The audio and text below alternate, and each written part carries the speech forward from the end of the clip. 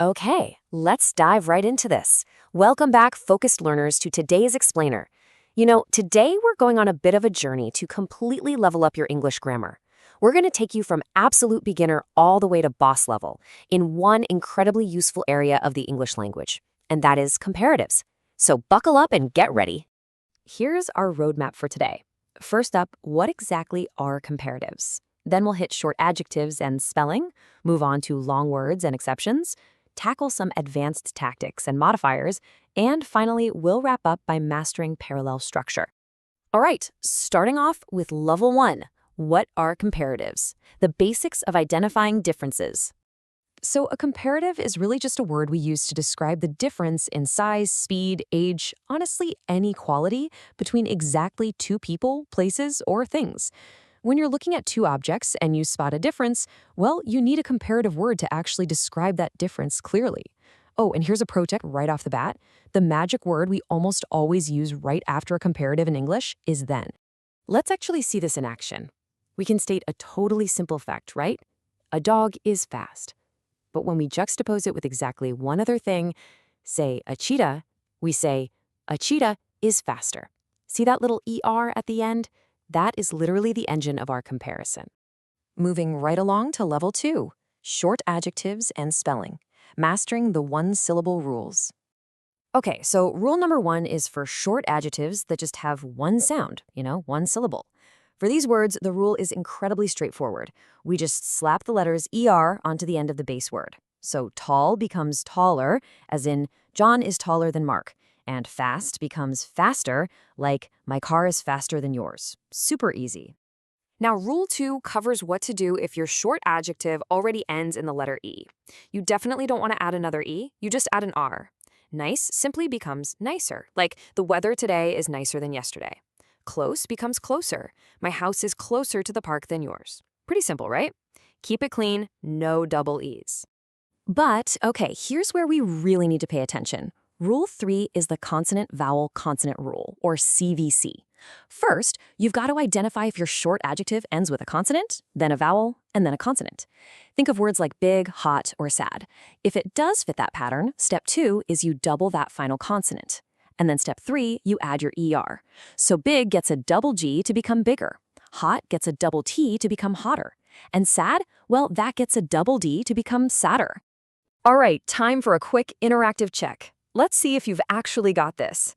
Take a look at this sentence. A train is what? What's the comparative form of fast here? To compare the train and the bicycle.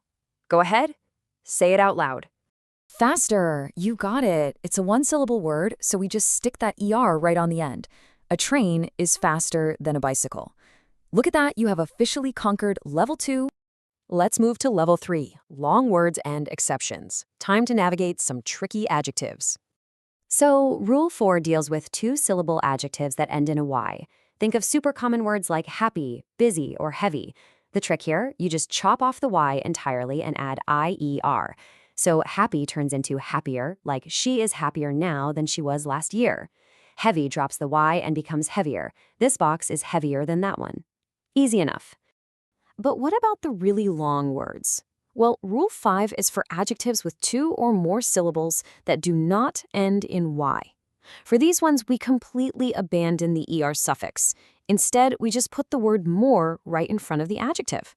So beautiful simply becomes more beautiful. Expensive becomes more expensive. I mean, you'd never say beautifuler, right? It's always, the sunset is more beautiful than the sunrise. And then of course we have the rule breakers. Every language has them. These are those irregular adjectives that stubbornly refuse to follow any of our nice, neat little formulas. Good just refuses to become gooder. It becomes better. Bad doesn't turn into badder, it becomes worse. And far becomes either farther or further. Honestly, there's no secret trick here, folks. You kind of just have to memorize this cheat sheet. Real quick before we leave level 3, we need to touch on equality and inferiority. Like, what if things are exactly the same? We use the as structure. My car is as fast as yours. If they aren't equal, we just toss in a not. So my car is not as fast as yours. And if we want to explicitly say something is, lower in degree for a long adjective, we use less.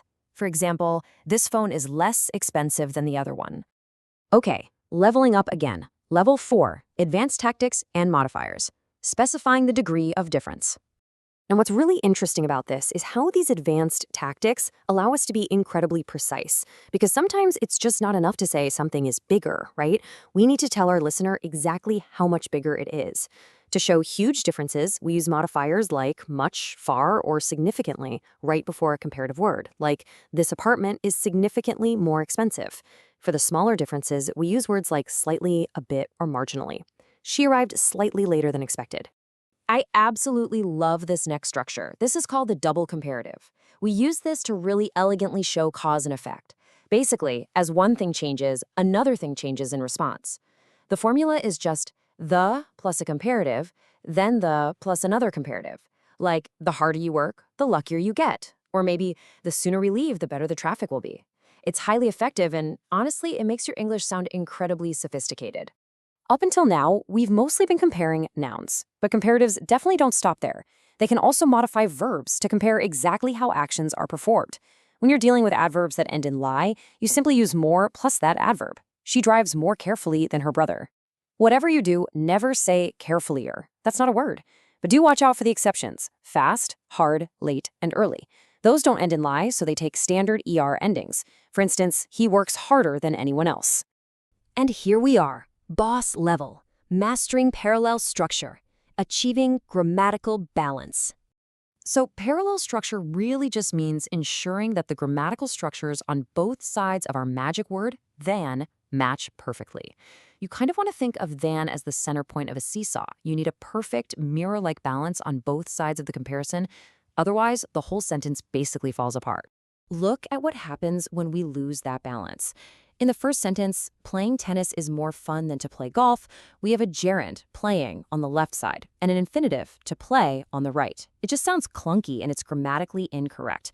But now look at the correct version below it. Playing tennis is more fun than playing golf. You've got a gerund on the left, gerund on the right. It is beautifully balanced.